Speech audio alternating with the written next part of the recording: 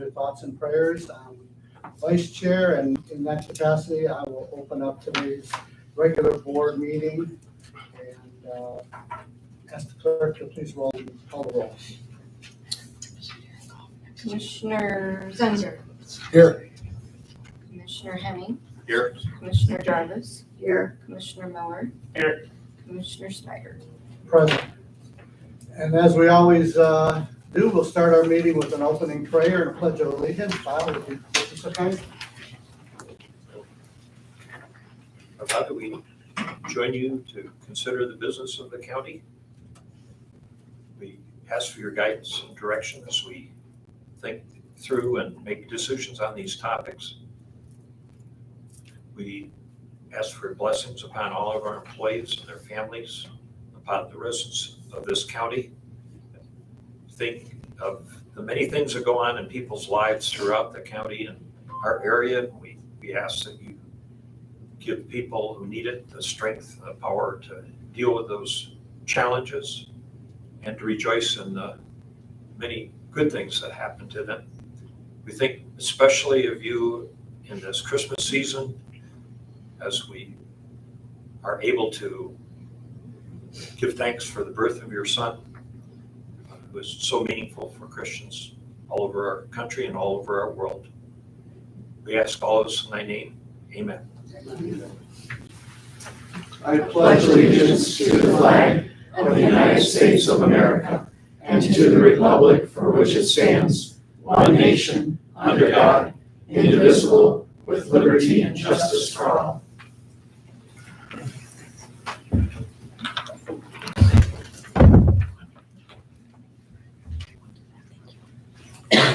And I should also mention our controller administrator is not able to be here today as well.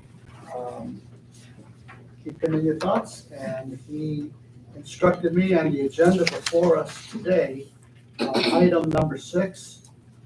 If you would strike that, that is still not quite ready yet. That will be moved to our next scheduled meeting, which will be our COW following the organizational meeting the first week of January.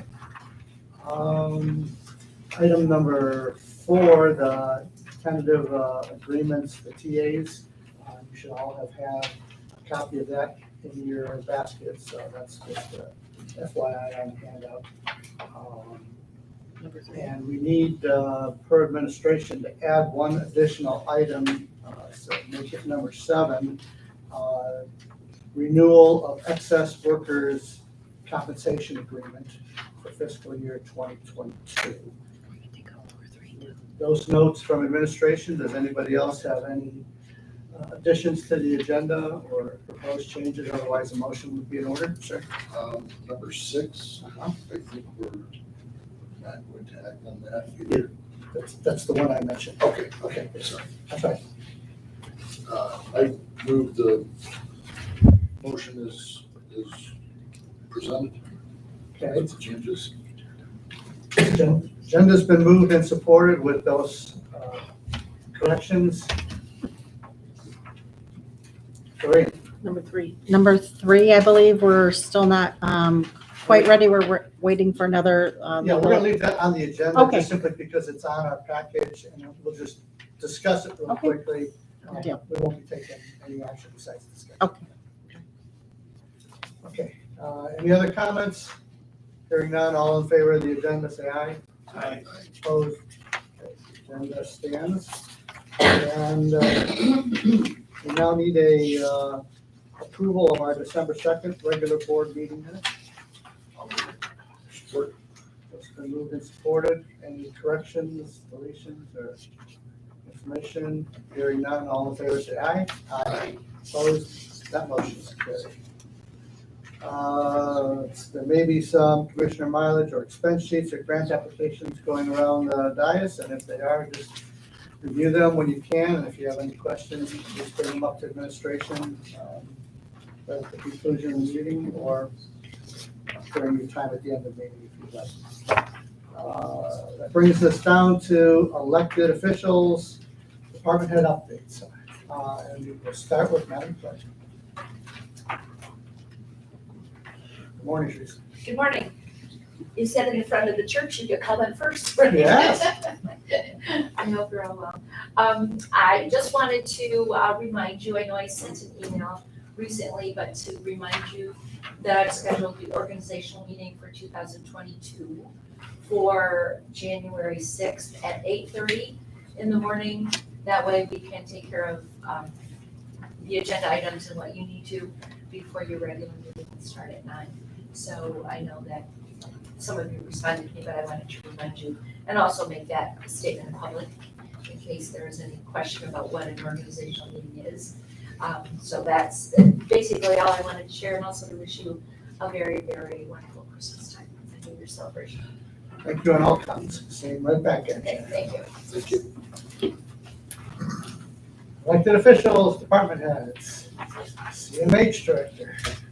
Good morning. Morning, Commissioners. I'd like to invite you, if you are available, to attend the CMH board meeting tonight at 5:30. We're having a presentation on certified community behavioral health centers. The director of, St. Clair County, who's been a CCBHC for 2 years, will be talking with our board. That CCBHC is a federal designation that we're seriously looking at pursuing. It allows us to provide a broader range of services to a broader range of people. It provides some additional federal funds that removes some of the restrictions we have on who we can serve. So for the agency, it means growth and expansion.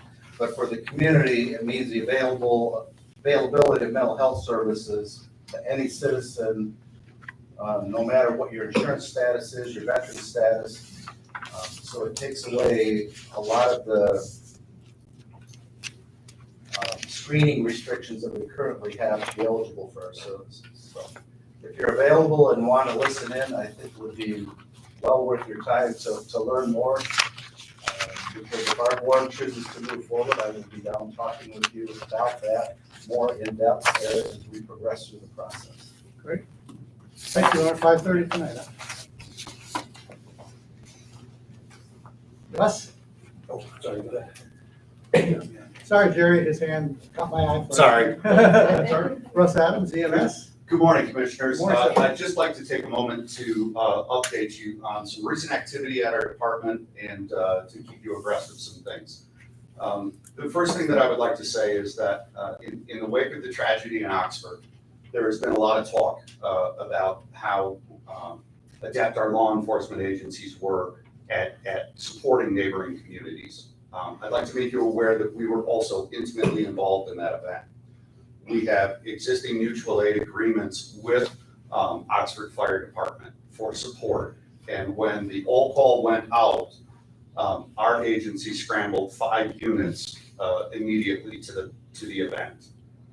We were able to backfill. Our supervisors manned a rig, and we had rigs in service currently treating patients that as they came back in service, we strategically covered the county again.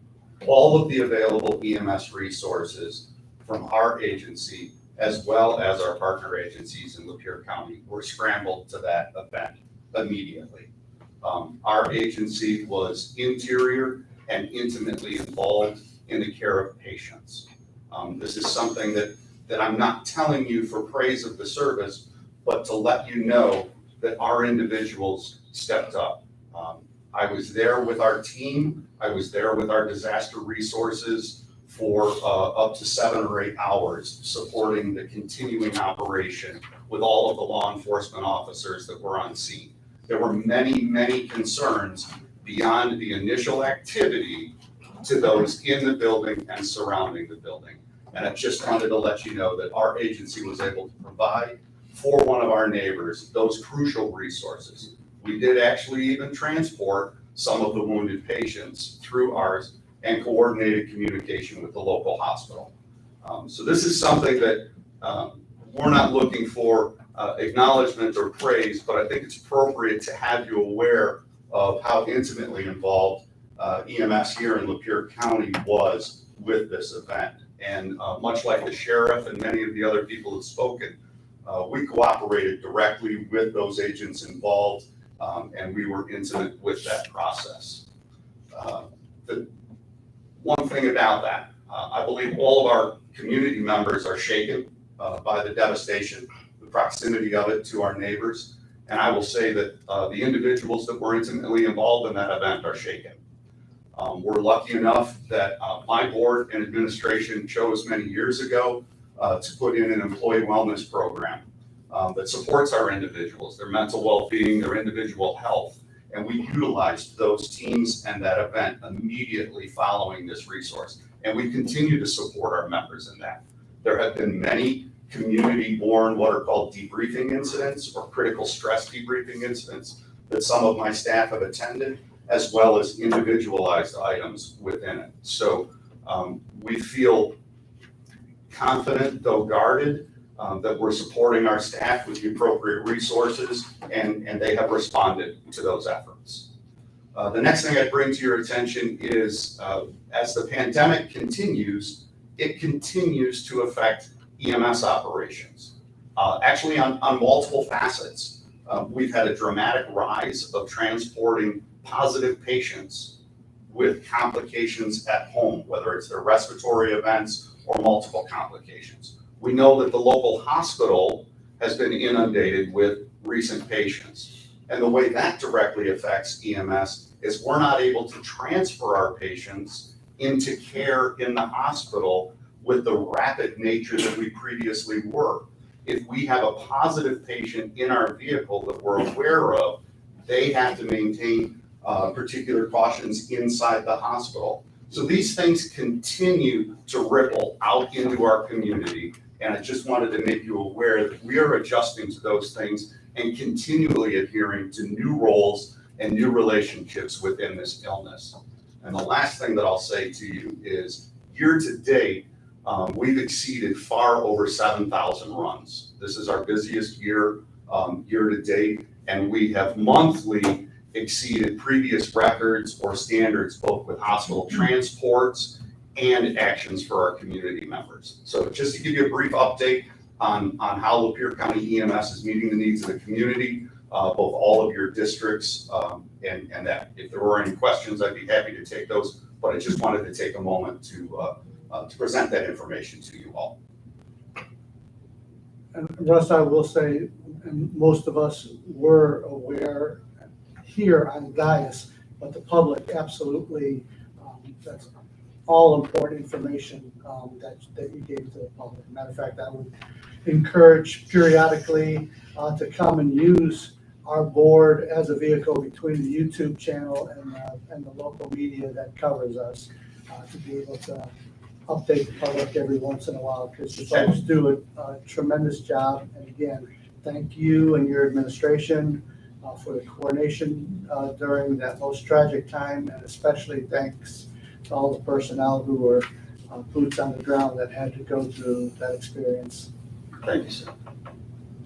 I'd also want to say thank you for the monthly reports we get.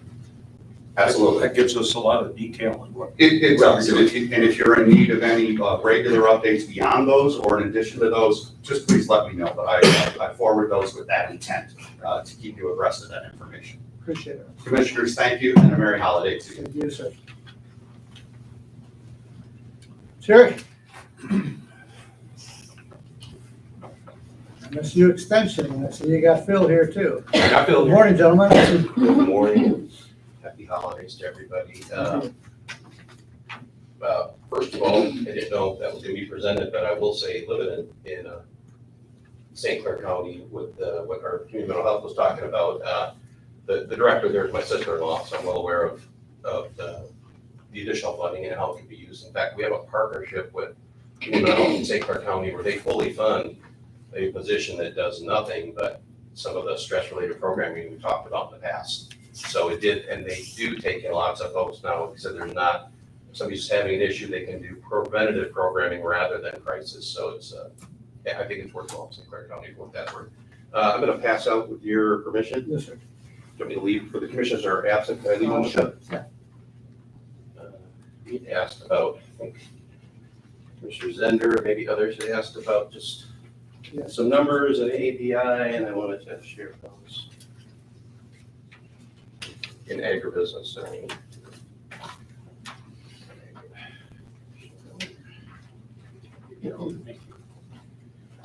So I'll just walk you down this page really briefly. I understand I don't have much time, but so through 10 months of this year, just to give you an example, we have, you can see at the top there, we have 982 residents who have attended programs. This isn't contacts, this is they signed up for a program, they took a class, etc. Approximately 12% of people statewide do not report their county, so it's about probably 10% higher. I can tell you, I did an analysis last night, it's 23,000 out of 210,000 did not report their county statewide, so it's around 12%. Jerry, if I can interrupt, just one quick question, because for clarification, because this always comes up. Is that 982 residents, like separate residents, or is that residents that have attended a program, so they're a hash mark, and the same individual might have attended many, and They could have, and we wouldn't necessarily have a way to tease that out, but it is individual residents attending an individual program. To your point, if I attend, we'll go through and I'll talk about a program in a minute, how that would yeah, show can you up. just clear that? Thank you. Yeah. So we have, again, close to 1,000 through 10 months. So annualized, it's probably, with the unreported, you're probably looking at this year, it'll be around 1,400 by the time December's done.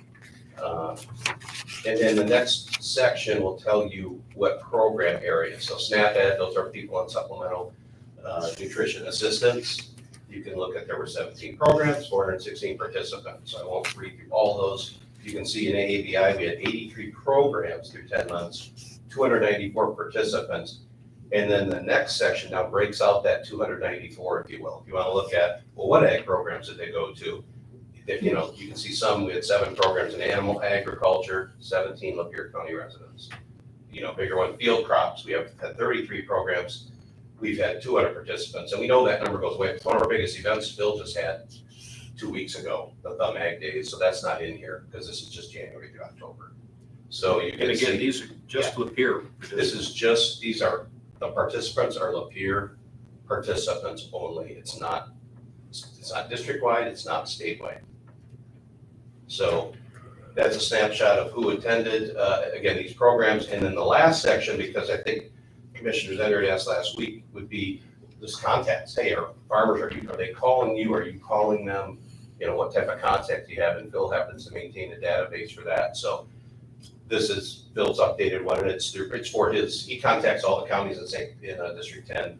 And then you can see there were some Macomb and Genesee contacts as well, but you know, 270 contacts in Lapeer. So that's I believe that was the question that was asked, Lapeer residents attending. Now, to your question, Commissioner Snyder, my understanding is if I went to a program on dairy and then I went to a program on field crops, I went to both, it's gonna count as 2, even though it was Jerry that it was at 2. So it could, and a lot of our farmers, if you raise livestock, you are raising crops too, because it keeps your costs down to feed your own livestock. So how much redundancy, we don't know. Again, people do not have to identify. So we know these for certain are Lapeer residents that attended. There are, again, others that didn't. So if you mark these, you know, numbers up by roughly, probably 30%, that would probably annualize them for the unreported, and then the 2 months that we don't have in there yet.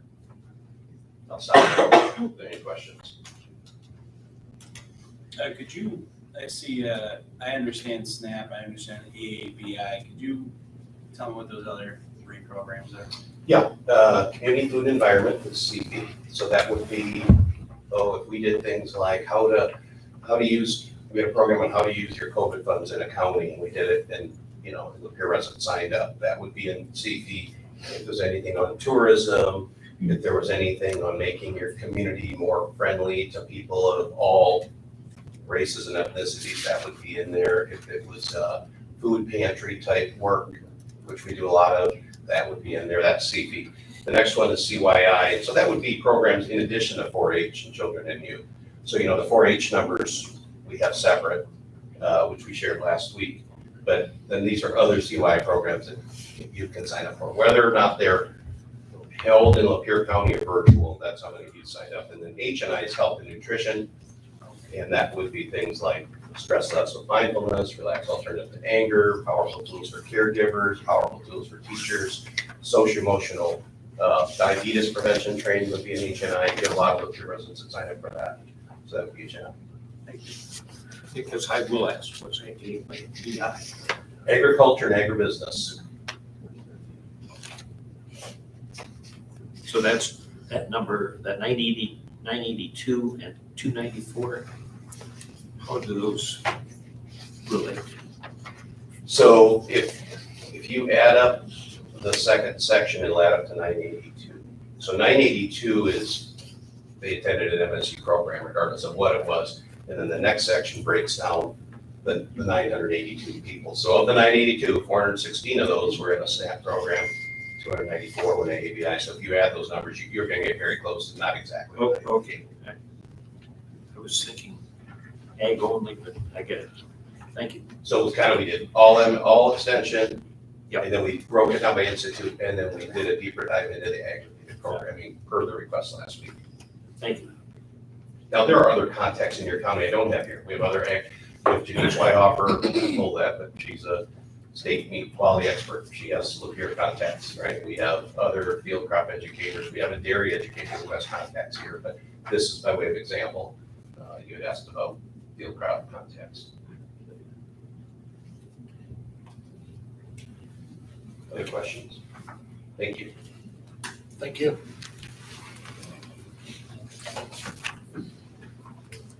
Any other elected officials or department heads? Seeing none, we'll close that and move to public time. Public's opportunity to address the board. Please keep your comments to a maximum of 3 minutes. There'll also be a second public comment period at the end of the meeting. So I'll open up public comments.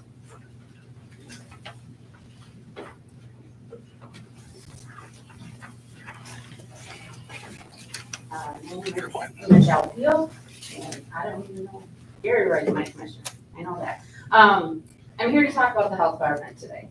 Had an interaction with the health department recently. My son is disabled.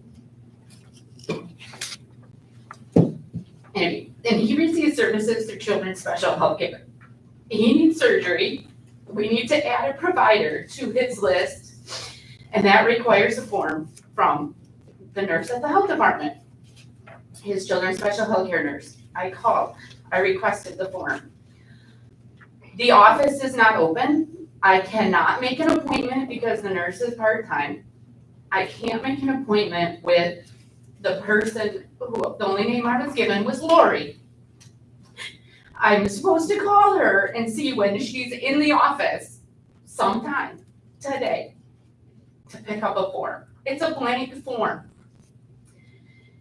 I asked if the form could be left with the MSU Extension Office because I'm intimately familiar with the MSU Extension Office. I know that they're there all day long. I can call their secretary and say, I'm in the parking lot. Can I get the form? No, we can't do that. It's a blank form. There's no information on it. I have to fill it out. I can't get the form. We're 21, almost 22 months into this pandemic, and our health department is closed to the public. I believe it's called public health. And I understand that the building has had significant issues beyond the public pandemic issues. I understand that. We do not, as a county, have in place a system for constituents, residents, and clients, patients to receive services from one of our departments. Why is that? Why can't I call someone at the health department and pick up a blank piece of paper during their business hours at any point in time? Why is the person who sits at the front desk in and out of the office not available? My son's surgery will likely, because it's part of the holidays, and this has to be sent to the state, who has to send it to Children's Hospital, who has to send it back to the state, because I can't get the form and we're in the middle of the holidays, his surgery is likely to be delayed up to a month. A disabled minor is now, if I don't get this form turned in this week, is now potentially not gonna receive medical care for a month because our health department's not open or not available to our public.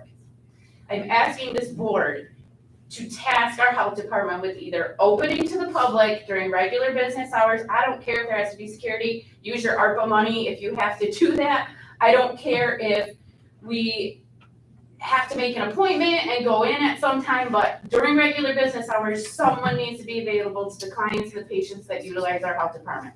Or they need a drop box, or they need something to be available to the public. And I understand that this, I'm hoping this board will make that a priority to make those services available. Michelle, thank you for your comments, appreciate. You happen to have the director of the health department right here. Because So we I'm do sure if I have hook the methods, two so of I'm you not up. sure what went wrong, and I wanna know, because that. You is guys have not that conversation outside, please, thank you. If you. Yes. Have a second? Yep. Michelle.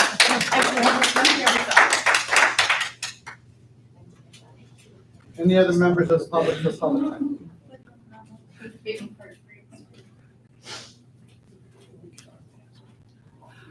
I didn't want to disappoint. I'm so thankful for people like her, because people, we said this through this whole thing, that people who are personally affected by these things, they're the ones that are doing the research. They're the ones that are digging, because they have to. And I know people who have delayed medical treatment, eye treatment, all kinds of things because of all of this. And I guess. Excuse me one second, ma'am, you can't close the door, it's an open meeting. We got this one open. Yeah, no, leave that one open, we'll go ahead, we'll close this one. Brian, if you could pop outside real quick and just ask them to take it down the hall. And I wasn't gonna speak, but a couple things that have been said. One thing is, and she's not in here right now, we'd like to know, we talked about this throughout the week, Mark and I, about,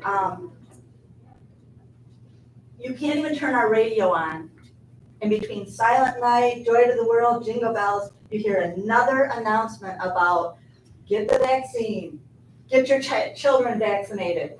And we'd like to know if any of our local funds are going to these radio now. None of our funds should be going to it at this point, just like Michelle said.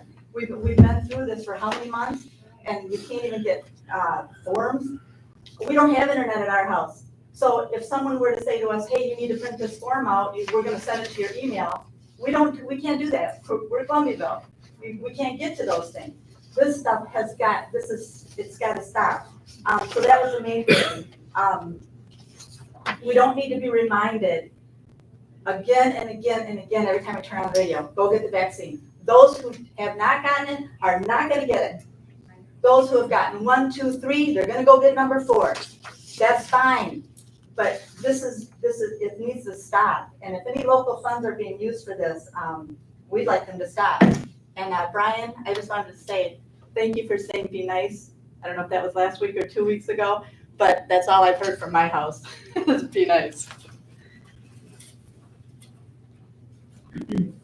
Next. Alan Pierce again. I am going to be strapped for my time, so just bear with me. It's going to be real quick. It's just a little bit to read. Casey, she loves serving God and her country. She does not want to be thrown out of the Air Force, but that is what is about to happen because of Joe Biden's defiance.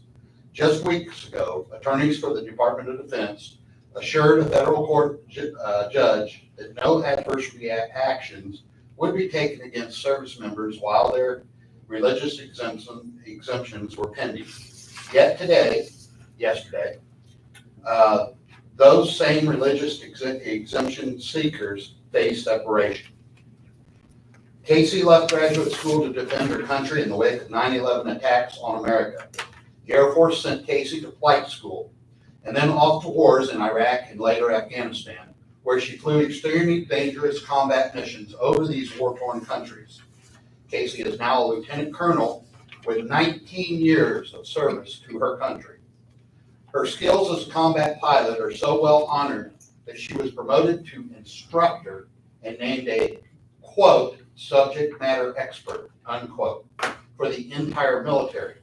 She estimates the military has spent at least $5 million training her to be the expert on whom they now rely. But those skills and training apparently mean nothing to Joe Biden because he's willing to fire yet another highly skilled military professional for requesting a religious exemption from his unlawful shot mandates. Ironically, Casey was asked to take on a new role as a diversity, quote, diversity officer for the Air Force earlier this year.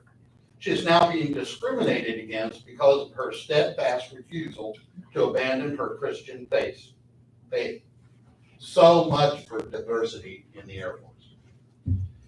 As published in Air Force Instructions 36-7001 and Air Force Public Document 3670, the Air Force broadly defines diversity to include spiritual perspectives. But the Air Force no longer seems interested in complying with its own diversity rules or goals. She says, and I quote, "I never thought I would experience discrimination from my Air Force leaders based upon my spiritual perspectives and sincerely held religious beliefs. Nor did I believe I would be placed in the position of conflict between my faith and a military order." That was in her sworn affidavit to the lawyers who are representing her.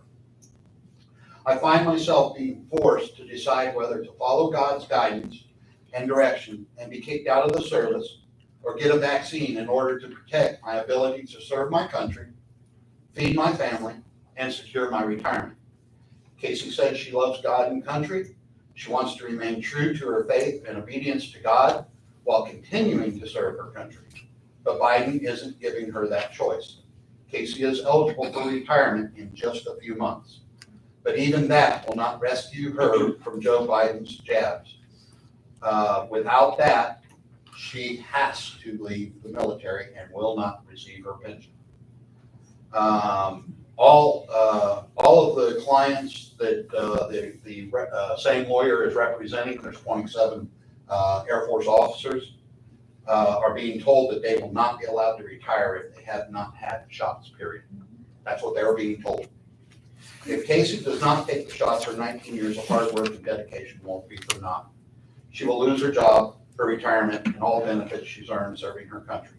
Casey says, "My conscience will not allow me to take the shots based on the guidance I have been provided via the word of the Lord and the counsel of the Holy Spirit." Says a lot, says a lot. Alan, you're over, so can you, Okay, you can address the second. I was just 27 as of the 13th. That's the first wave of people for refusing to get the shot, not requesting a waiver. 27 discharge, period. Commander fired for refusing the jab.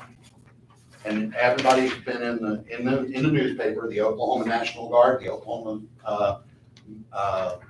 governor says federal mandates don't apply to my troops here in the Oklahoma Guard. Well, they're being told now by the U.S. government that, yeah, they do. So that they will be discharged also. So now we've got the Ukraine and China threatening war. And we're getting rid of service members that are faithfully serving. That's wrong. Sorry. Any other public time?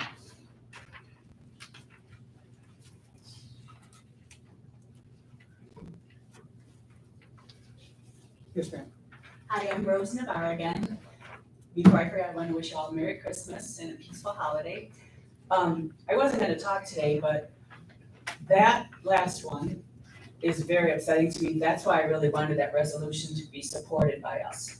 Because we have to start at the local level saying, that's unconstitutional to mandate a medical procedure on someone's body. That's free choice. I will never get that because I had it and my antibodies are off the charts. With that said, virologists know that viruses have to have a host to survive. And viruses live in a host, and every organism's goal is to survive and replicate.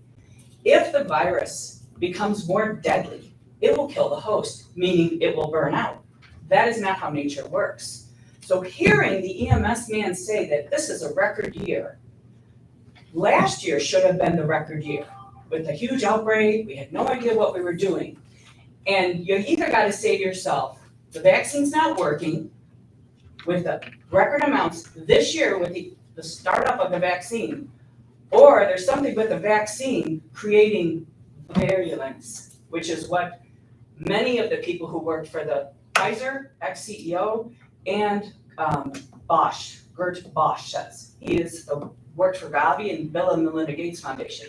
He is an avid advocate that it has to stop because this is what you're creating. That right there says huge volumes to me that this is exactly what's going on. And then I'm gonna say, somebody needs to promote home treatment. I have been running around counties. I have a doctor who's working with me who will prescribe the preventatives, 87-year-old, 83-year-old, tons of 50-year-old, tons of 60-year-olds. Not one of them was in the hospital. And when I got to them, their oxygen saturations were 90. And they were told, you might need to go to ICU. All of them did not even go to the hospital. And they're all doing just great on early, and they didn't even get early. I met them when they were 6 days into it. You don't have to get sick. Nobody has to die. If you have complicating factors, maybe. But actually, the one guy is cardiac and has a huge lung history. He's fine. And the 50-year-old had a huge lung history. You don't have to die from this. There are early treatments, and there are people who know what they are, and they're out there if you just look for them. But the vaccine should be pro-choice, which is why I really cannot advocate that resolution. Thank you. Have a good holiday. Thank you.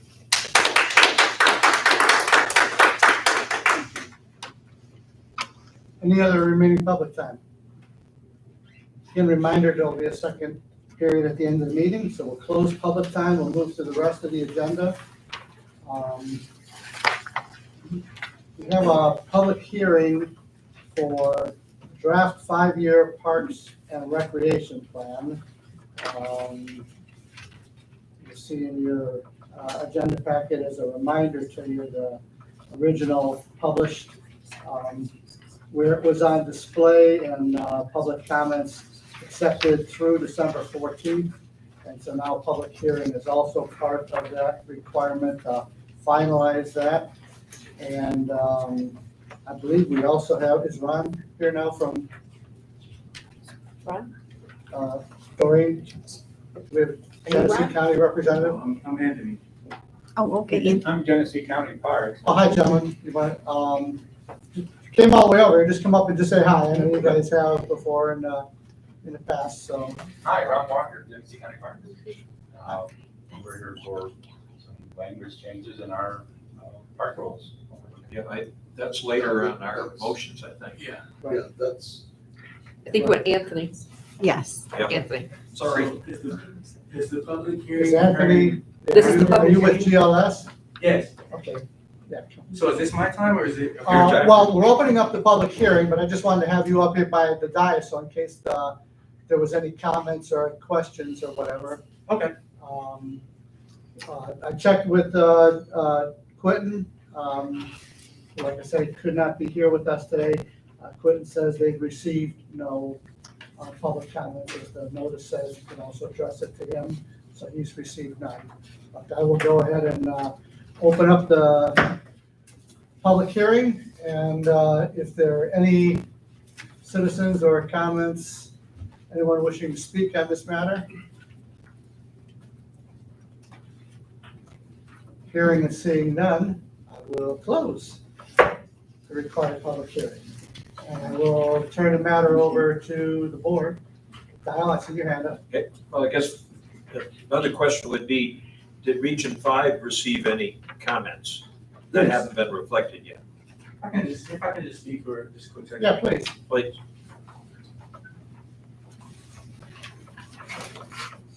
I have the plan here that was in our Parks Department. Yeah, so I just want to introduce myself. I'm Anthony. I'm with GLS Region 5, and I took part in updating your Lapeer County Parks and Recs plan. As you all know, the plan is supposed to be the roadmap for the next 5 years in terms of goals and actions for the Lapeer County Parks and Recs. We completed a survey. We had over 247 survey responses. We came up with an extension of 4 crucial goals. We wanted to operate on existing parks and recreational facilities in a sustainable and efficient manner. We wanted to increase planning and development for new and expanded parks and recreational opportunities. We also wanted to build on intergovernmental cooperation, a cooperation between local governments, agencies, and businesses. The 4th goal was to preserve natural features, open space, and farmland. The participating communities that are involved in this plan are Oregon Township, the City of Lapeer, Lapeer Township, Goodland Township, and Elba Township. Out of the public comment period, we had 2 public comments, which I was addressed and updated in the plan. One of those was the J. White House, which has been demolished in 2020. Wasn't aware of that, so I need to take that out of one of the historical sites in the plan. And also, Goodland Township wants to include images of their public parks site plan. They're working on a new public park behind their township hall.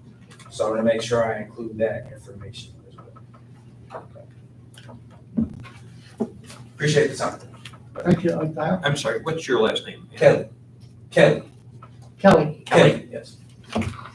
And I know I've got some comments. I don't know what the appropriate time, are we going to discuss this as a board at some point? Or is this the only? Well, I would say right now, while it's in the commission's hands, after we opened up public comment, and there's also been a comment period, now it's in our hands, and now's the appropriate time that anything you want to discuss or not only ask him, but part of the discussion for us. Yes, at this time will be the time to give me the comments. The January board meeting is when you guys will decide and vote on and approve the plan. Yeah, I guess a couple comments I have. I won't go into detail. I got notes I'll give to you, but in the demographics, there were some percentages regarding population that I think may be misstated. At least I have a question about. I've got those. I'll hand to you what those questions are. Another thing that you have in there that we want to take out, we have Lapeer Land Conservancy listed. They have ceased to exist. They're now part of 6 Rivers Land Conservancy. They've been merged into it.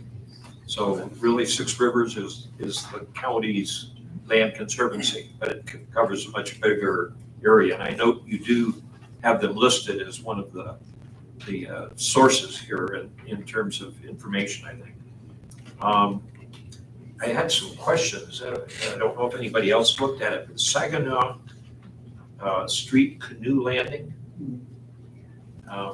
The last I knew, that development was changing to where it was really going off of county property onto a gift of property that I don't know that came to us. True, same location, but different. Yeah, I thought that would be under the Flint River watershed. So I think that needs research to see what part.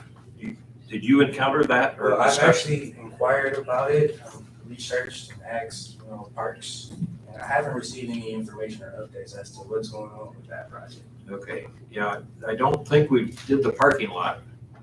I know that was a discussion, but when the property sort of flipped, the part that we purchased, was thought not to be as good as a piece across on the other side of Saginaw Street that was donated by a private family. So I think that needs some research to clarify that, because there may be a relationship to that still, but it's different than what's portrayed in the document. And I think, again, have you been in direct contact with our parks director? Yes. So some of these ones that you need to just flush out, Dial will give you some of the comments, but some of these that you need to flush out, you should be able to go directly to John. And if he doesn't have the answer for you, he'll check with Quentin, and we could certainly research it easy enough. Yeah, this is something that's been on the table, so any information would be helpful. I'm not exactly sure, I've already addressed, because that was in the previous plan, and I didn't have any information outside of what was in the previous plan about that project. Yeah, so good, if you can do some additional research there, I think that would be valuable. Another general question, we had 247 responses when the survey was out. I thought the survey was pretty good. Is 247 from experience that you have in Region 5, is that an adequate sample? Well, I would say in terms of what you guys did last year, you pretty much doubled the survey responses. I would have liked to see more to kind of get an accurate number, but I can't complain about an increase in survey responses. Yeah, there was notice given, so people did have a chance. It was disappointing that so few responded to that. Section, it may not be able to do anything about at this point, but you talk about on page 46, Tarzuski and identifying and establishing, I'm going to change that.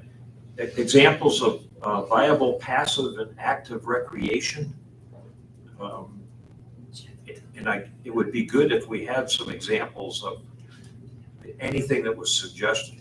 It's very general, and I don't know if you have any ideas that were surfaced for Lapeer County, or even examples of things that might be realistic or relevant just from experience. Well, when it comes to passive recreation, most of that deals with walking, hiking. More active recreation would be, I think it's interesting to, look at non-traditional sports, increasing, lacrosse, volleyball, just, building on some of those, sports outside of, basketball, baseball, and, include some of those in your parks. Also, one of the biggest things, and this kind of can tie into some of the passive recreation, just making your parks broadband, accessible. So folks can, go there and, use their phones to connect and do, other activities, whether they want to, take pictures of different plants and research different things, that are going on. Yeah, I think your reference to broadband was a clear goal and priority, and I think we would all agree with that on the board. That's one of those things that we need to get accomplished for a variety of reasons. I have I can forward you, if you give me your email, I can forward you my PowerPoint discussion during the public input session where I highlight, all the findings that was in the survey and what folks said and what folks suggested they would like to see. Yeah, I appreciate that, to see if the goals were, as they often are, pretty general, and I wondered if you had any specifics to add to both the active and the passive aspects of that, because that's sort of where we've been hung up. Go ahead. Okay, no, Dial covered a lot of what I had questions on. The one thing I did have a question on is actually to the point that Dial just ended on. And the page, what page is this? 40, it's on 46 as well. It says overall parks department action. And the first line, the first bullet point there is create an inventory resource accessible to all residents through various mediums. That's a lot of jargon there, and I didn't quite understand what you were getting at. So could you just further explain what that? So that actually was a goal that was carried over from the previous plan. Okay. Basically what I take from it is just, having resources and signage available and visible in the county. When you guys enter the county, are you aware of where all the parks are located? Can I live in a certain community and be able to go to a resource to tell me what's going on in the park? So by inventory research, you're talking about like a map or A map something? or Okay, that makes a inventory lot of sense. the inventory of the parks, Sled Hill, different things are available for, residents. Gotcha, thank you. I've got a couple other questions here. One of the things I think that needs to be in there is under goal 3 on page 46. We have a lot of different parks and recreation facilities. You've inventoried those in there. One of the things lacking from my viewpoint is that there is little or no activity that I know that where we're communicating with all the different units of government even, let alone private recreation people about what's going on, what they're planning. We don't have a system for anything that's broader than each individual unit, sort of going on their own to do whatever. And there needs to be some kind of mechanism for communication between units, and then even some meetings or sharing of information or planning, so that it's not just every unit on their own, but there's some logic to what's going on in the county, so we're not duplicating each other, or so we're meeting gaps in those services. And I don't think that's there as clearly as it needs to be. So I've got a note to that effect too. And on the goals, one question I had is, it has a goal and then it has afterwards a number like 1 and 3. What did the numbers signify? 1 and then there was. So those numbers coordinate with the accessibility assessment. A part of the plan, you have to make sure or rate the accessibility of your parks. So there, on the page before that, you'll see a chart that has those categories. Okay. You'll see somewhat accessible, fully accessible, and that's just a part of one of the requirements from the state. Okay, that confused me. I thought that might say something about priorities, but it's only about accessibility. Yeah. So there's a couple of sections where I would have to look exactly at what you're talking about, but there's maybe 2 sections where I know in the action plan, there are numbers as Yeah, well. that's what I'm referring to. So the action plan, those numbers coordinate with the goals. So the goals and the actions. So there's 4 goals. The actions will have like 1, 2, 3, and 4 to say these actions go with this goal. Okay. You may want to clarify that then in the plan. Okay. Yeah, just be sure to, list right now, all your comments. I can give you my email address. Okay. I'll give you my notes and my email address. Yeah, I would prefer I'll also- an email just to make sure that it's legible and I can fully understand what you're trying to say. I'll also point out to you, because you might have a problem with the legibility and stuff like that, we do have our meetings on YouTube. They get posted at the end of the day usually. So if you just go on our county's website, there's a link right on our homepage for YouTube, and it'll bring up this meeting. And so you'll be able to just actually double check and go, what did he say? Oh yeah, okay, now I understand. I can use that as well, but if you guys want to take down my email, I would greatly appreciate that. I mean, this is one of a number of projects I'm working on. Sure. So anything that can kind of make it easier for me would definitely be appreciated. So my email is akelly, that's AKELLY, the number 1 at Genesee County, that's GENESEECOUNTY MI.gov. MI.gov.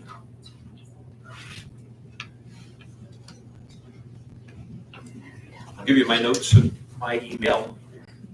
And we may need to communicate if you can't read what I wrote there. Yes. I'll apologize in advance. One other thing, the Lapeer County Parks, this acknowledgements page, you have listed John Bosso, Buildings and Grounds Park Director, and then below that, you have Larry Salzman and Julie Springsteen. Larry retired about 2 months ago. Yeah, but he's also helped me with this process. Yes, he absolutely has, and Larry's been a wonderful asset to the parks for 20-some years, but I don't know that if somebody's looking for contact people, that we shouldn't put the replacement for Larry on that as well. Like I say, if somebody's trying to get a hold of somebody, regarding this. Just a thought. Okay. Any other comments from Mr. Kelly? Thank you for coming all the way down, and we will move the item to our first week in January, committee of the whole, because even though we'll eventually have to approve it at the full board level, there may be some additional comments or asking Quinn for an update on the revisions. So, very good. All right. Want a motion to that effect? Yeah, just I'll move. thank you. Send it to the first meeting. in 2022. We're just moving the issue to this first COW right after the organization meeting. And that's been supported. Any other discussion? Hearing none, all in favor, say aye. Aye. Opposed, motion carries. Okay, that brings us down to number 2, notice of appointments needed. And I will tell you at the very bottom one, Veterans Affairs Committee, Pete got with me and told me that Timothy is good to go for having a reappointment to that one. And so I would nominate, I also got a. very good. So if we can get a motion to close those nominations and cast it out for him. So moved. So Linda, She made the motion. okay, so Linda's gonna make that motion. Now that you made the nomination, she'll make a motion supported by Brian. Hearing no further comments, all in favor, aye? Aye. Opposed, that motion's carried. Okay, Okay, I guess in the area of the Ag Preservation Board, I think everybody got a copy of Jeannie McCorkle's application, and I would nominate her as the new person replacing Sharon Butler. okay, so that's in replacement of Sherry. And Lynette, you've got, good, first one. So is that a nomination or a motion? Nomination. So we just, Well, I think okay. we ultimately need a motion. Yeah, okay, I'll move it then, just to say for the So support. it's been moved and supported. You have been skipping the nomination step regularly lately, so Well, we're just going with it. now that I'm here, we're tightening up the ship for however long we're stuck with you.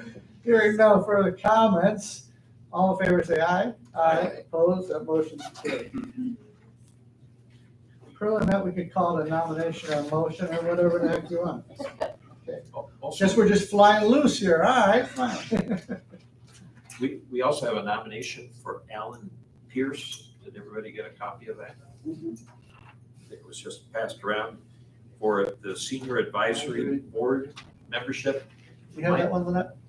My understanding is that is Rick Warren's appointment. So he has been evidently, no? No, there's a member that's vacant. The member is But vacant. member for what or for who? There's, Because the members would be, are there separate members? from- Yes. Yes.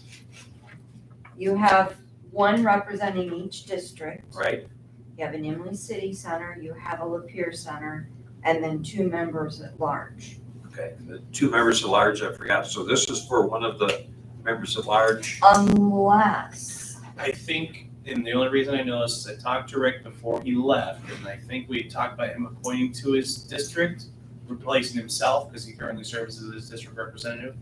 However, since we have the opening, I don't see why we don't I just have, get to the I board. just need So let's just clarification. leave Rick on the board. Yes, and Because then he's not add- here, yeah.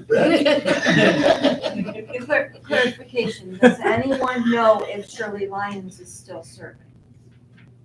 I am not aware. She's not serving. Well, that would be the spot that is considered vacant, Vacant. So in that case, because Jeff Setkowski fills the other member at large. okay, so we as a board have an at-large member that's completely open and vacant. Unless someone is aware that Shirley Lyons is still serving. I think she resigned. So we will make a motion to appoint Pierce as that senior member. Is that better? Sounds good. Okay. Do I hear support? Support. Trying to get that in time. All in favor, say aye. Aye. Opposed? That appointment is also carried. So he's still gotta find somebody. I think he enjoys serving on the board himself. Any other remaining ones? Rick said, he's here, you just can't speak.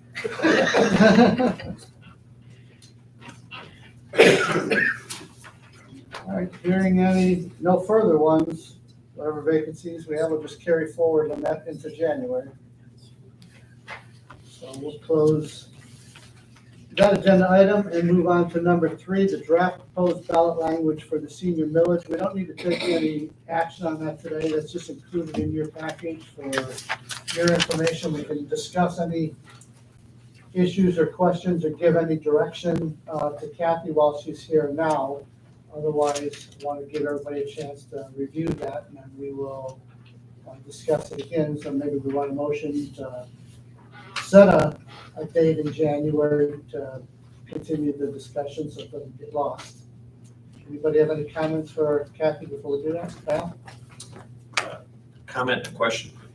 Question I got was the increase, that 0.07, whatever. Is that an increase to bring the millage rate back to what it was before Headley, or is that purely based on the program needs? It was based on the program needs. Okay. That was my understanding as well. The other thing is the naming. I don't know if you got any further direction on the naming of the ballot issue, but I would personally not be comfortable with the word renewal as a heading for that. I think that's some of what Mr. Miller is looking over. It wasn't how I typed it the first time, okay. but it's been through some discussion with other department people, and so it's in the works. Okay. Just because it is more than a renewal. For a justification, justified reason. Right. Still not accurate. I agree, and there was, that was put into the bottom of that, indicating that it was the original, what it was currently and what it would be. Yeah, but the heading, heading a lot of people look at first. I think that's go what from there. the discussion is right now with Mr. Miller. Okay. Yeah, so Dorian, just notes for Quentin, when our motion moves to January, I think the two things, just to encapsulate on what Boris talked about before, is number one, we're gonna wanna know corporate counsel's perspective on the legal wording, but we're also gonna wanna know some type of financial projection to make sure that whatever number is settled on in the millage is gonna be sufficient to cover that period of time, at least what our services are. And if there's a recommendation that there needs to be additional, there just needs to be some science behind the numbers. Because again, like I mentioned in the last meeting, Pierre County residents, there's certain millages, and seniors are one of them, that they've been very supportive of. You just have to be able to demonstrate to the public that you're not grabbing a number just out of thin air, that there is methodology behind the number. It's going to be important that when the board discusses that at a committee of the whole level before we finalize it at a full board, that discussion is held. We arrived at this number because it's going to equate to this many dollars, and here's what we project, our needs are. So. Okay. Okay. I have a question on the capturing. Are we still gonna have to put that? We will still do the letters, but we did include that language unless we get very specifically which DDA TIFA districts will be capturing. No, here. We will have to find out. And that language, that draft language that I've seen that has appeared in other jurisdictions ballots recently, and again, it's for John's review. But I think that's how they came to settle that catch-22 situation, is that if you don't mention it, you have a potential lawsuit. And if you mention every single captured jurisdiction like Oakland County has, then you exceed the wording limit, and again, you have a lawsuit. So I think this is language that they've tried to reach that satisfies both of us, but that'll be an issue for John, clearly. Any other discussion on this one? Just, we're absolutely sure on the dates, right? We periodically got caught on that. Right, and when I sent it downtown, that was one thing I asked them to double check for me, was to make sure that it was the correct dates. And so I know it went through several, at least, 3 or 4 different people that were eyeing it and trying to double check all of those things. Yep, we had Greg Hill look at it. Yes. Very good. Okay. You want a motion Yeah, to move this yeah, so we to, don't lose it. Yeah. move to the next committee of the whole? Okay. Support. Moved and supported by Linda. Any further discussion? Hearing none, all in favor, say aye. Aye. Opposed? Okay, that motion is carried. Next item on the agenda, number 4, union TAs. And Trustee Doreen is here filling in for Quentin. If you have any questions, you all should have seen the 4 draft TAs and then the recommendation on the optional one, which we have. Doreen pulled this language directly out of what we've done in the past, where if we want to make sure that we tie this last one up before the end of the calendar year, and this is our last meeting now, we need to have something in place. So Do we need to do these individually, Mr. Chairman, or? I believe we could do them all as a group, but I'm always a believer of better safe than sorry, so we just take them individually, then we can't mess up, right? I will make a motion for number 1, ratification between the County of Lapeer and Teamsters Local 214 General Unit for a 3-year labor agreement for the period of January 1, 2022 through December 31st, 2024. And further, to authorize the Finance Department to proceed with the appropriate wage adjustment as outlined. Support.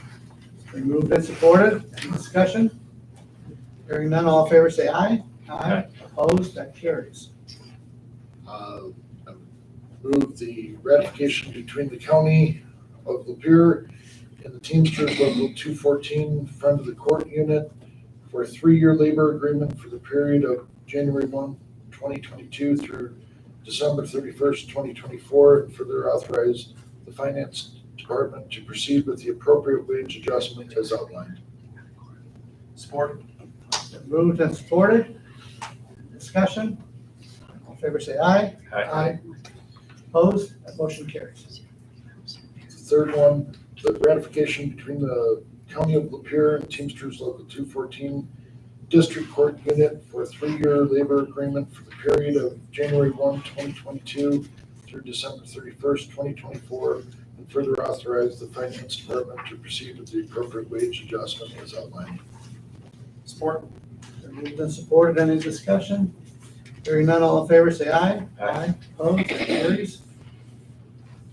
The fourth one, the ratification between the County of Lapeer and Teamsters Local 214 Community Mental Health Unit for a 3-year labor agreement for the period of January 1, 2022 through December 31st, 2024, and further to authorize the Finance Department to proceed with the appropriate wage adjustment as outlined.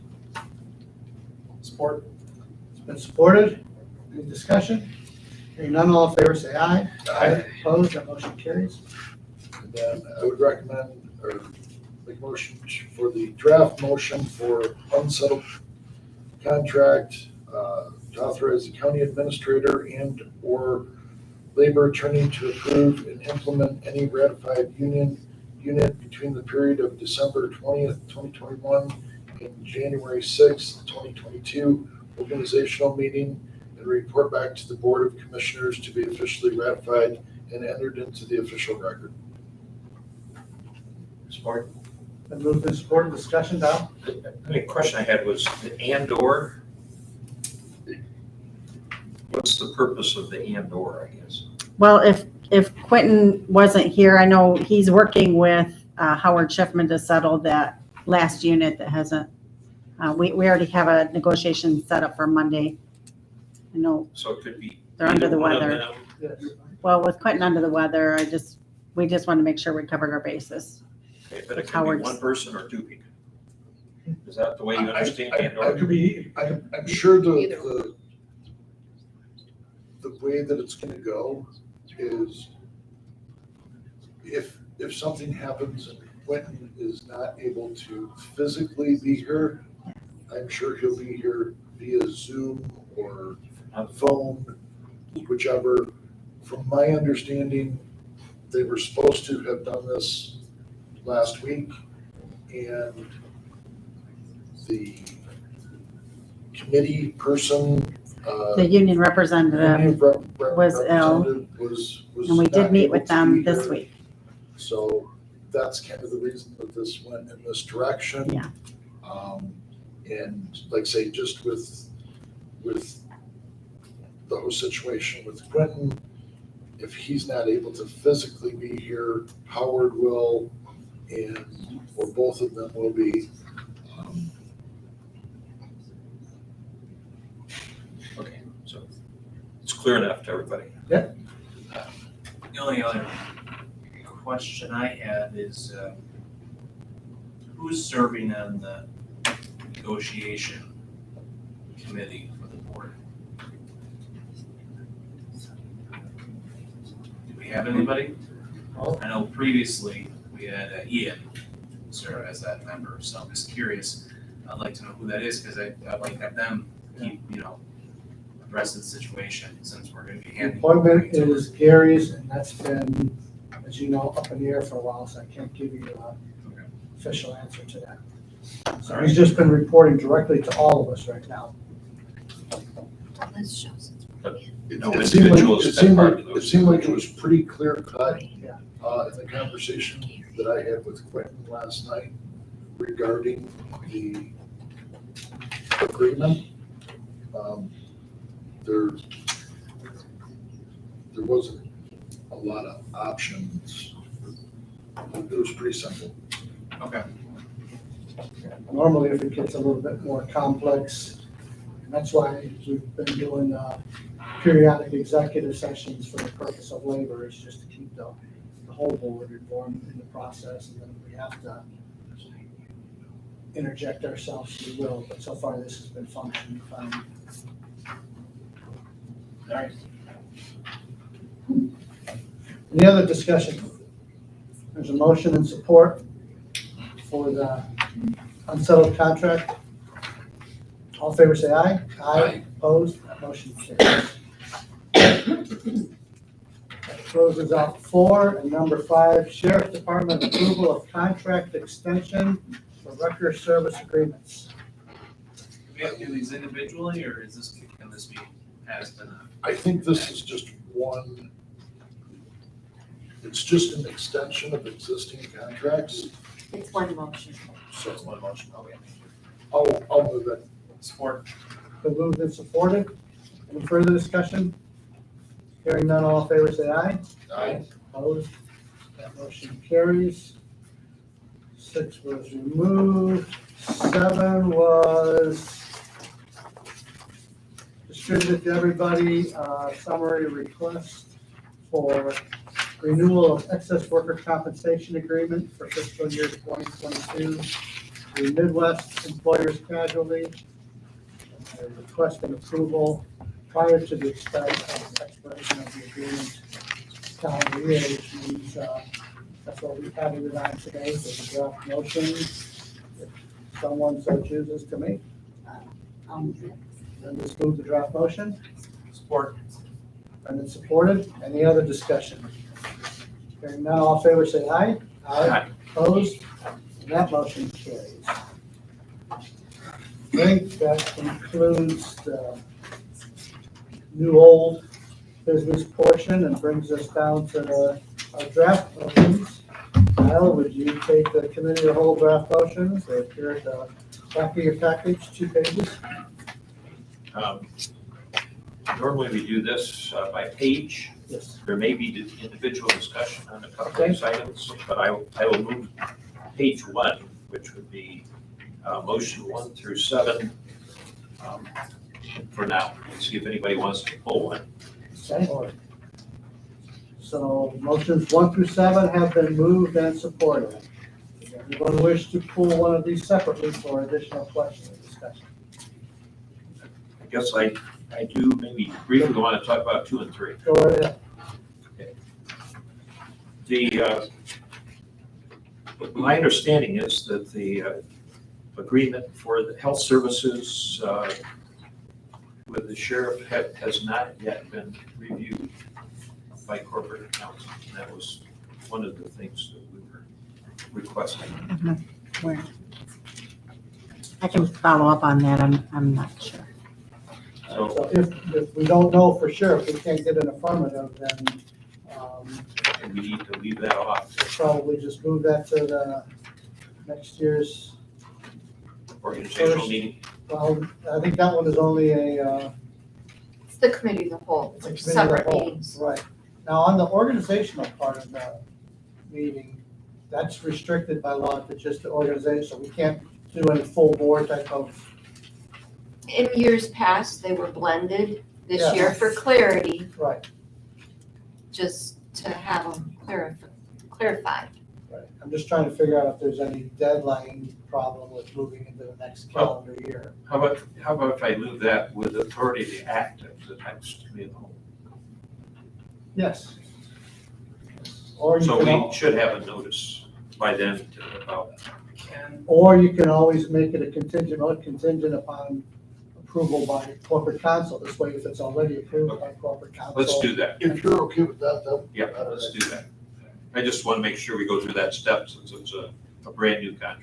So on that motion, we just make it contingent on the approval of corporate counsel. This way, if it's already occurred, it's done, and if not, they gotta get involved.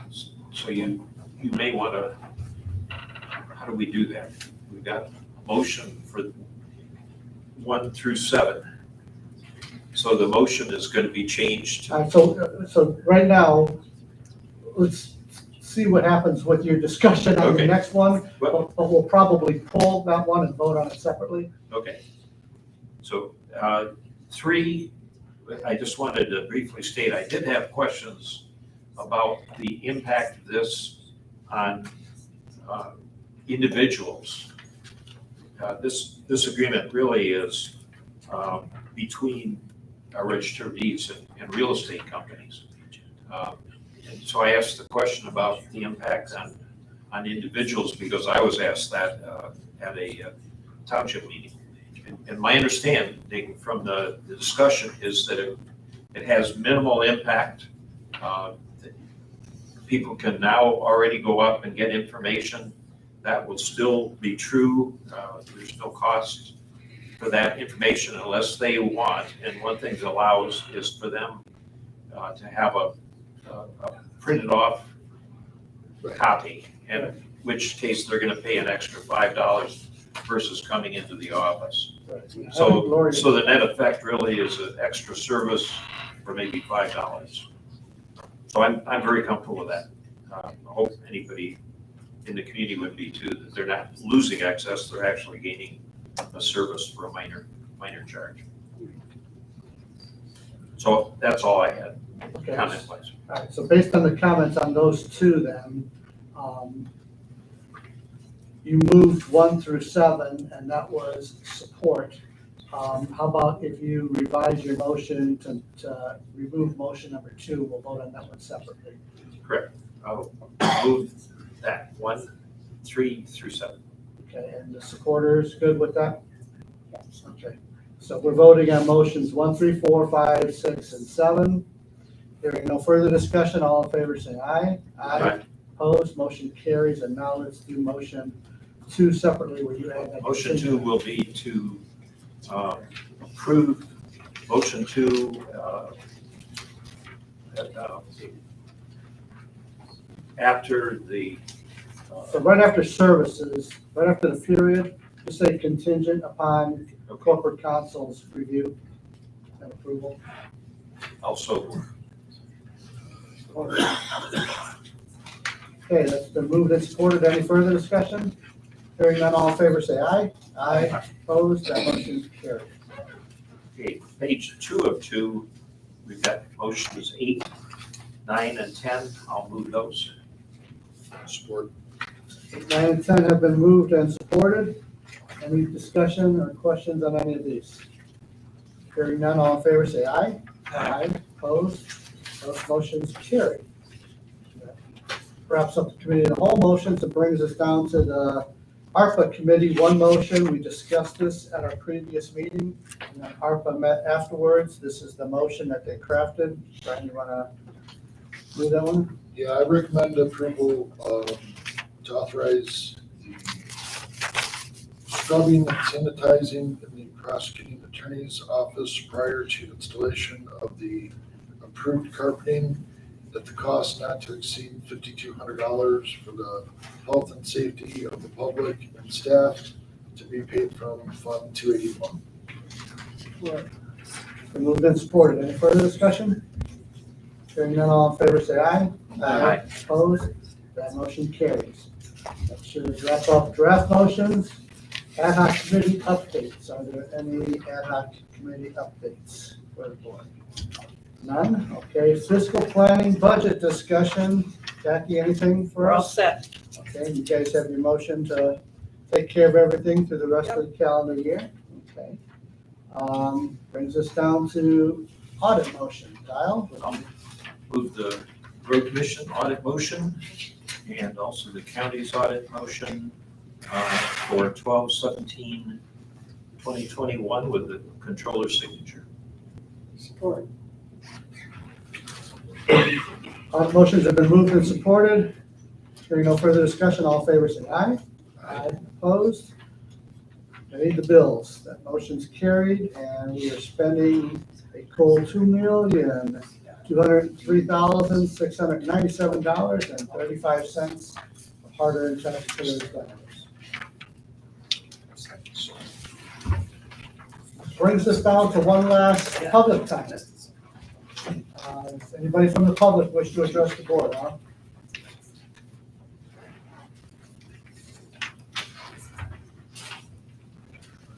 First, public time, I'm sorry for going a little bit over.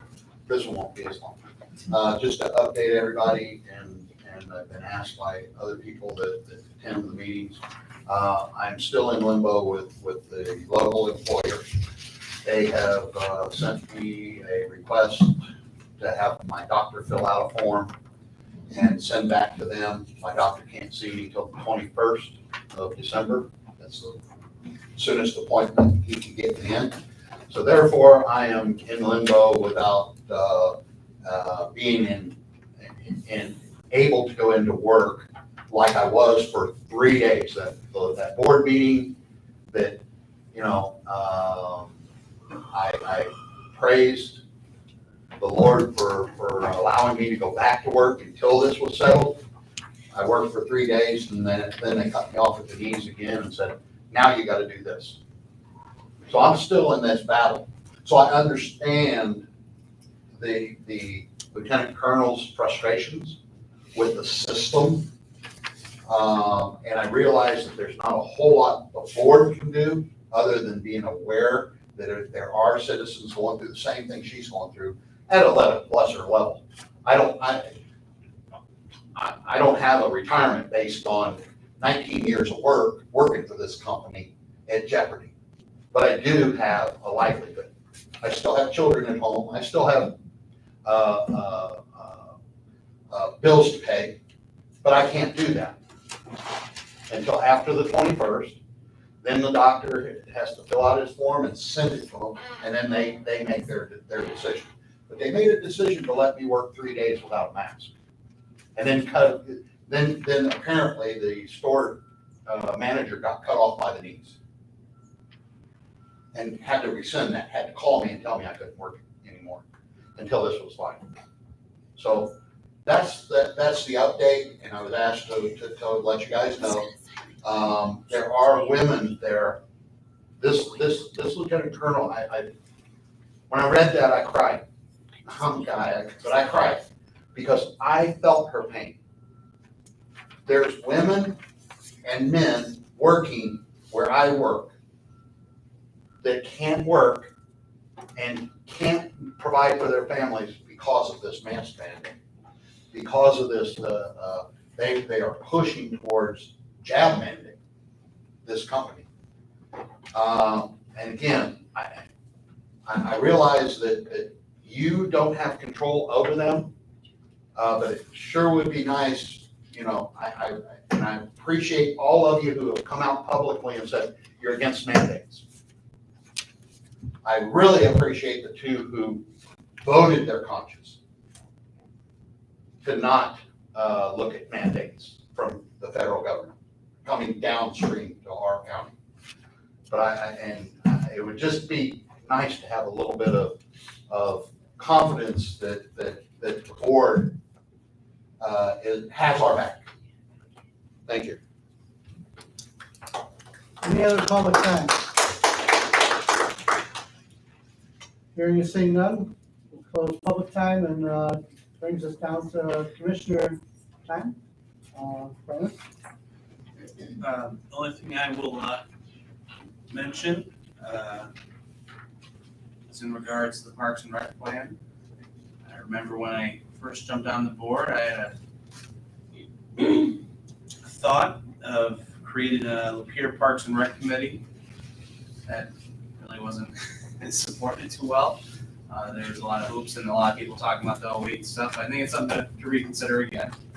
So I'll be working on something for next year. So keep your eyes out and I'll put something more concrete in and try to get an up or down vote on it. So that's it. Well, one comment I'll add to that is we don't have to have a commission as such. It could be some other kind of planning group. Might have a little less resistance because of the history of commissions, park commissions in the county. So just a thought. Because I do agree we need some group that has the time and interest to focus in more detail. The plan that we'll probably approve is pretty general, needs to be fleshed out a lot. A couple things. I went a few weeks ago to a veterans dinner. They were having a dinner to thank the drivers for volunteer drivers for taking veterans to hospital appointments. I thought they might come and give you a report, but they didn't yet, so I thought I would because I thought it was pretty impressive. It's a program that's existed for 6 years. In this last year, they made 1,424 trips, took 1,086 different veterans, if my understanding is correct, on that to doctor's appointments. They covered 152,000 miles in 1 year doing that. There are 13 volunteers currently, though they're always looking for more. The top driver in the 6 years had, I think, logged, I want to say 21,000 miles. Some pretty committed individuals who are helping out as volunteers a lot of the veterans in our county. Wanted to indicate that. I guess 2 other quick things. Reminder that Oxford fundraiser at the Center Building is tonight. It's 5 to 8 p.m. Spaghetti dinner donations accepted towards the families in Oxford. Chance for Lapeer County to add to the support for those people. And then one minor thing in terms of a rant that I talked about, Christmas cards and how I was upset by the fact that Christmas cards seem to be all printed in China. I did research at 10 different local businesses that sell Christmas cards. This is by the box. I had to narrow it down a little bit. So those businesses that sold boxes of Christmas cards, of the 10 sites I went to, only one site had boxes not sold or not printed in China, or in a few cases, they had boxes printed in Vietnam. And there's a game going on between the Chinese and the Vietnamese on that. They're still communists, though I'm more offended by China doing it because they have a more active persecution of Christians. Only one company had a choice of American printed cards. And it surprised me. Anybody want to guess on the word what that company was? Hallmark. No. American Greeting. They have individual cards, I noticed, but not boxes. American Greetings. No, a company, a local company. Walmart. Walmart had 3 other choices, but they were the only ones that offered American cards in a box. I plan to do some more work on that, so I'll give you a report later on about what's going on. That's it. The gala seemed to be a success last Thursday. I don't know what the bottom line is. I haven't heard yet on what was raised, but there was a good turnout. Everybody seemed to enjoy themselves. I understand the food was good. I had enough, I'll vote for that. I couldn't eat, but, yeah, so it was very nice. Mr. and Mrs. Santa Claus were there.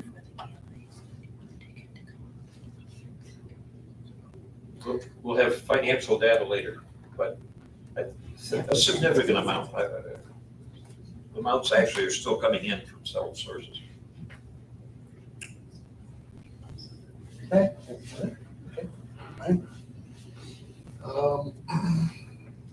Just as, I guess, a reminder, tonight, 7 o'clock, the Republican committee is having their meeting at the Fairgrounds office, 7 p.m. Also tonight is the Friends of the Pollyant Trail meeting, 7 o'clock, Emily City, at the senior complex. So, anybody interested? The CMH also has theirs tonight, so At what, 5:30? like usual, we always have conflicts, pick and choose what you want. Anything else? That's it. Okay, appreciate it. Finance, administration, anything for us?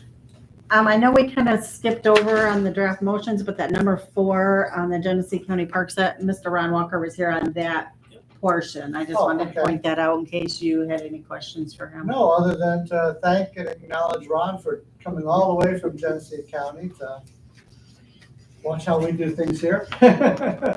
How is it compared to that? Don't answer that question.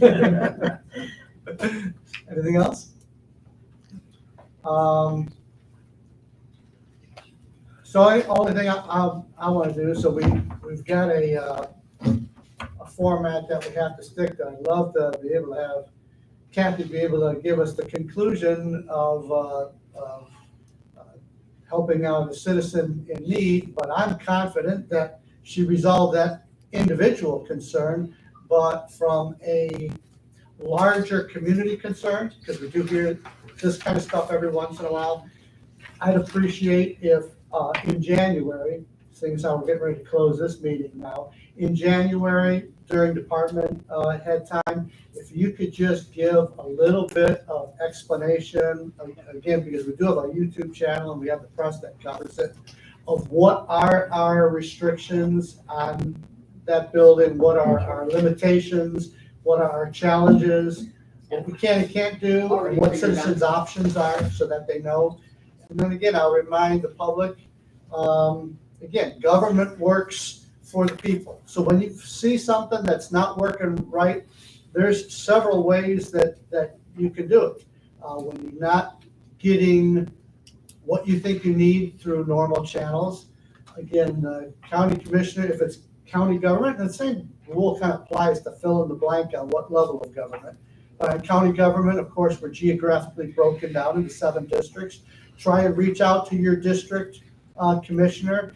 Now, we are limited by, we cannot direct staff resources, although we can direct the administrative controller who works for us, and he can direct certain things. I've shared this with, see Bradley in the back before, I've shared this with other people in the past. County government is the most convoluted form of government you've ever heard, the way it kind of all got piecemeal together over the course of not only Michigan's history, but state history. If you did administration 101, if you took a class on administration and they said people are going to have, the average person's going to have 2 bosses, you'd say no. The rule of thumb is everybody's got 1 boss. County government, for the most part, the vast majority of our workers have got 2 bosses, because we've got, most of our departments are constitutional elected officers. Prosecutor, clerk, go on down on the line. And so they do their hiring, they do their training, they do their firing, they do their, within county government confines, but then they also have some of their own rules and procedures. So do they work for the prosecutor? Do they work for the sheriff? Of course they do, so that's their boss. Okay, but do they also fall underneath the county and work for the county and the county rules? Well, yeah, they do that too. That's called a co-employer relationship that we have with the majority of our, and in those particular cases, reach out to that elected official. That's what you elect a drain commissioner for, a register of deeds, a treasurer. If you have a department that is not an elected official, like today we heard our health department, then they are responsible to the controller, who is appointed position that works for the board, which is an elected position. So ultimately, you do have an elected person that you turn to. But turn to your elected person, whoever they are, be they a constitutional officer, sheriff, or prosecutor, if that's where your problem is, or your local county commissioner. We would get together with administration, they would get together with the department head. They would see if it's an individual complaint that needs to be handled, or if it's a broader issue. And then last but not least, we saw another way of doing it, which is government bodies, we meet in public. And you have a right to have public time. You bring your concern publicly, and we try to address it that way. And you'll see this in city meetings or township meetings too, where an individual might have an individual concern, and the board might say, hey, do me a favor and let me have your name or see so-and-so afterwards. You either try to fix that problem then if you can, or down the road. So I'm confident that one individual situation got corrected today, but I would, like I say, to be able to hear how we can, again, at the end of the day, it's customer service, and it helps the public if they know what things we're up against that we can't do, because we all have perceptions and we all have expectations. I will say, I know your people over there at the health department, and I can understand. I think we all can sympathize. If we had a family member that had an urgent health need, there are no excuses, they need to have it fixed. But I also know that the people that work over there are extremely dedicated, extremely diligent, overworked like everybody else, trying to function within this pandemic setting. And just like policemen that would get vilified or anybody else, our public health system, they're no different. But they're all of us. The neighbors and friends, they go shopping, they raise family, they pay taxes, they do the same things that we do too. So just a little bit of spinning on what you said, a little bit of kindness as we head into the holiday season, a little bit of empathy whenever we can. And with the holiday season, I wish you all a very safe and blessed Christmas and New Year's holiday. Be careful out there, and we'll look forward to seeing you at the beginning of the year. One more motion. Move to adjourn. We're adjourned. Merry Christmas, everyone. Thank you, Crystal, Merry Christmas. When my boys move out, they're gonna get a crock pot up on my license.